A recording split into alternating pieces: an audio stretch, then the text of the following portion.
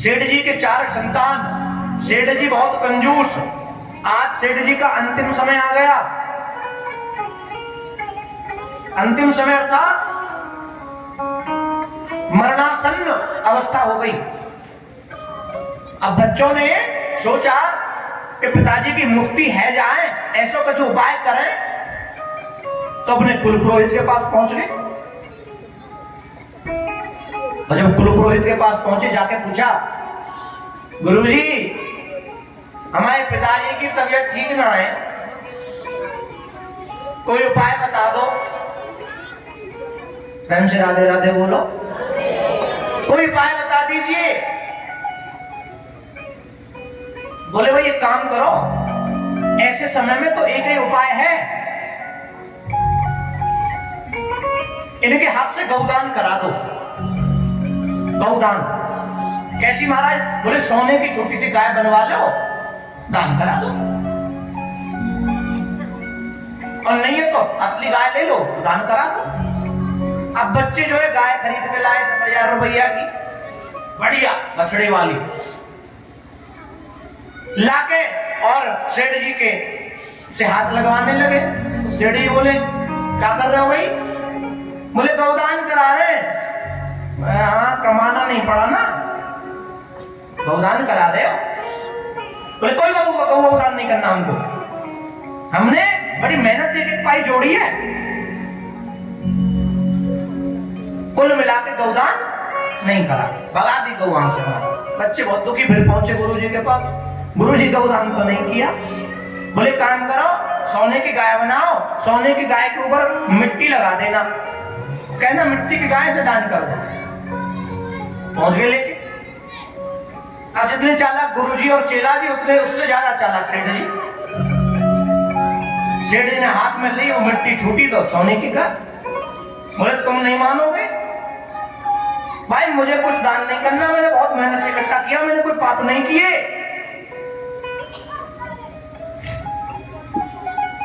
बच्चे फिर गुरुजी के पास पहुंचे।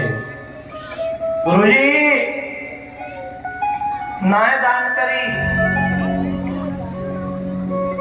ना करी। अरे अब सेठ जी मर गए, बिना दान किए ही मर गए। अब जब सेठ जी मर गए तो फिर बच्चे पहुंचे गुरुजी के पास। गुरुजी अब कोई उपाय है?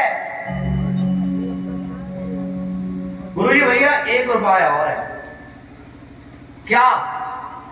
बोले काम करो, इनकी अंतिम क्रिया, अंतिम संस्कार इनका गंगा जी में जाके कर दो, गंगा ले जाओ। अब चारों बेटों ने उनकी जो है वो बनाई बांसों की अर्थी, उनको डाल लिया। बहुत सारे शोर में उड़ा रखे थे लोगों ने, चारों ने कंधे पे रखे और गंगा जी चल दिए। अब रास्ता में हो गई रात, रास्ता में रात हो गई। तो एक वृक्ष के नीचे सेठ जी की उसको अर्थी को रख दिया और चारों जो है वृक्ष के नीचे सो गए महाराज। सर्दियों का समय था। एक पागल आ गया, पागल। अब पागल को लग रही थी ठंड। अब उसने क्या किया, उस अर्थी में से सेठ जी को तो नाली में पटका और ओढ़ के सो गया महाराज चद्दरों को। प्रेम से राधे राधे बोलो। अब जब उसे सुबह आरती उठाई और लेके चल दिया, तो गंगा जी पहुंच गए। और जैसे ही गंगा जी में उसे उठाया तो उसकी नींद खुल गई। पागल क्यों भाग गया वो। अब वहां हल्ला हो गया पुरोहितों में, अरे इनका बाप तो जो भूत बन गया, प्रेत बन गया, भूत बन गया, वेद भूत बन गया। अब चारों जान बचा के जैसे तैसे भागे महाराज वहां से। उस पागल को पकड़ा। हाँ भाई कौन है तू, और इसमें कैसे आया? बोले ठंड लग रही थी, हम तो सो गए। बोले हमारे पिताजी थे, बोले नाली में पड़े।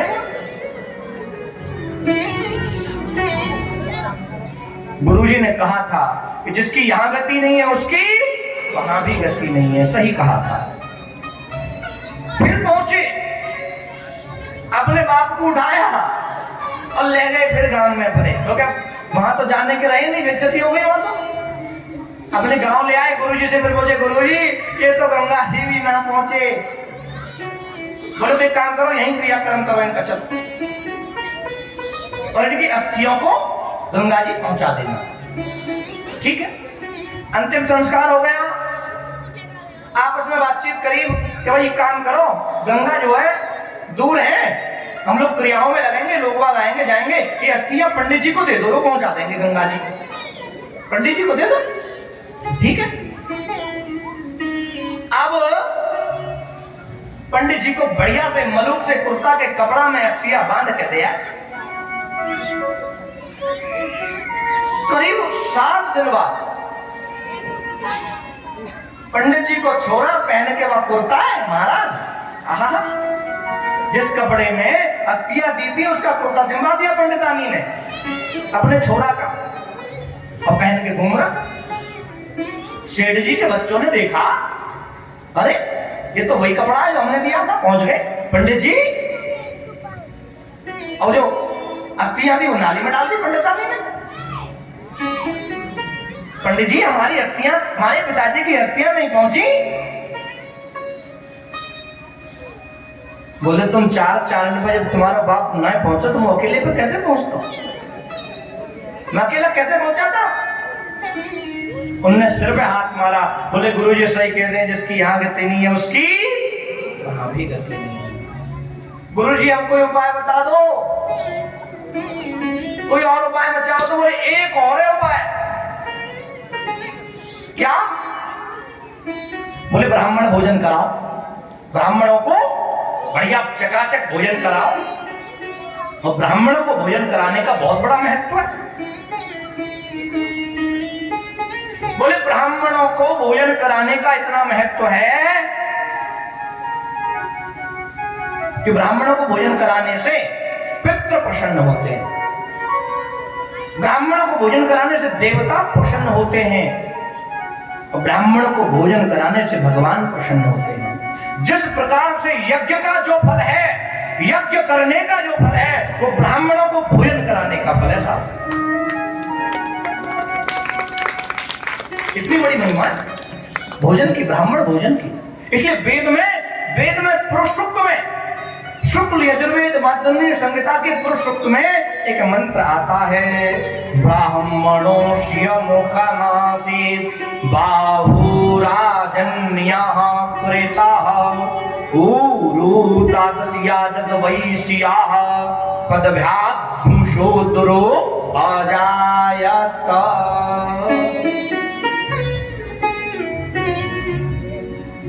मतलब ब्राह्मण का मुख मतलब भगवान का मुख।